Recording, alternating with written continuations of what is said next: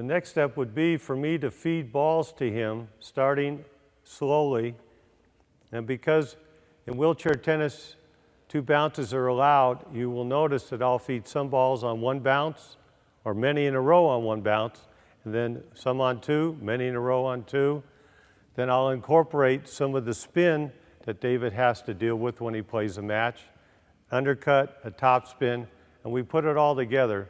So it becomes a very rigorous, arduous mobility and stroke production drill as well as conditioning. All right, mate, here we go. 2 bouncers, a little bit wide.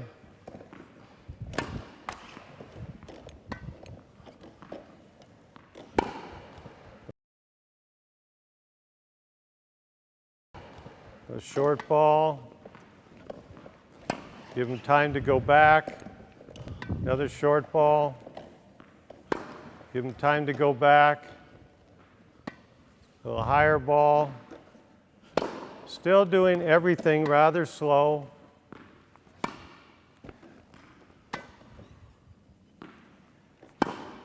Start throwing in some cuts or underspins.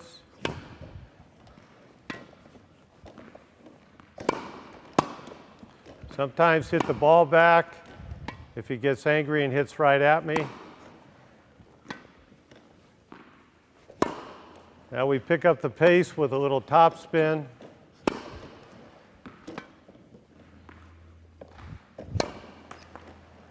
Notice the inside turns, the outside turns.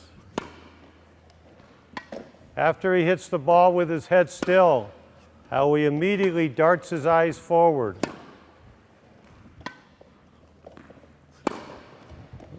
Few kicks now. Jam right at him. Jam right at him. Again.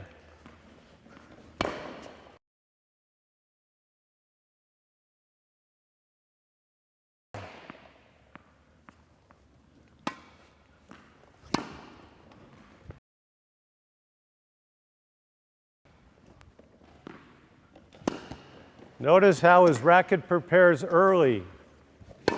He's able to push the chair with 1 hand. So he has early preparation. Now we pick it up. Push, mate. Push, come on, come on. Again, push. Okay, let's take a break. So David now is pretty darn tired, and tennis is an aerobic sport, which means you get exhausted. You have about 24 seconds to recoup. Go out and do it again, 24 seconds, recoup, do it again. Why do I say 24 seconds?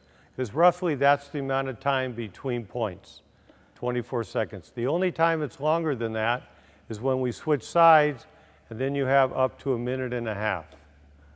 So as David's recouping, sometimes we would chat about what he liked what I did, what I liked what he did.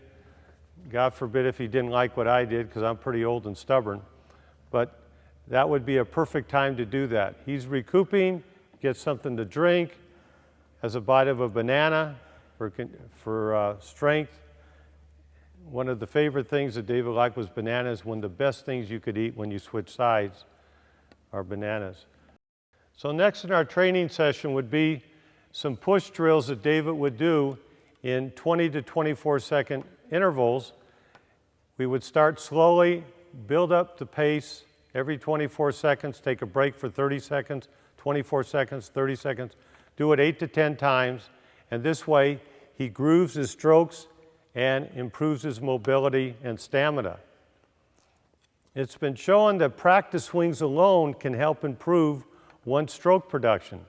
Even though we use the term muscle memory, muscles are pretty dumb. So everything starts in the brain. And by David consciously thinking about his practice swing and doing it correctly really helps to program that technique, meaning the forehand technique, backhand, whatever the technique is, into his brain. So the first thing we would do is David would push up towards the side tee. Practice his swing, do an inside turn and go back all the way to what we call the hub behind the baseline. Over to the side tee for his backhand. He would hit, do an outside turn, go to the side towards the alley, swing, inside turn, towards the side over there, inside turn, come back up.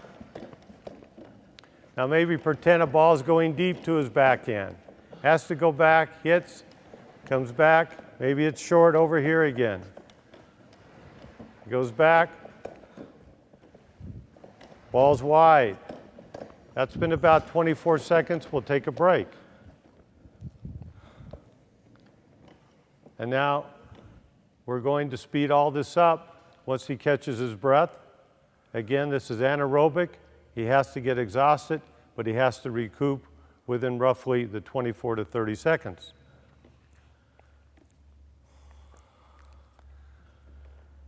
And we're going to speed this up now.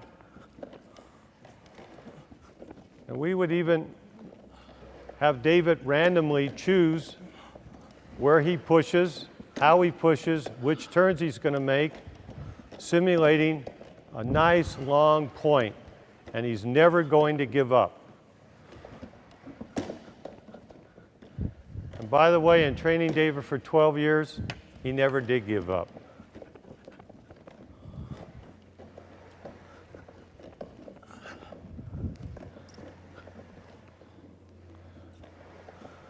Well done, David.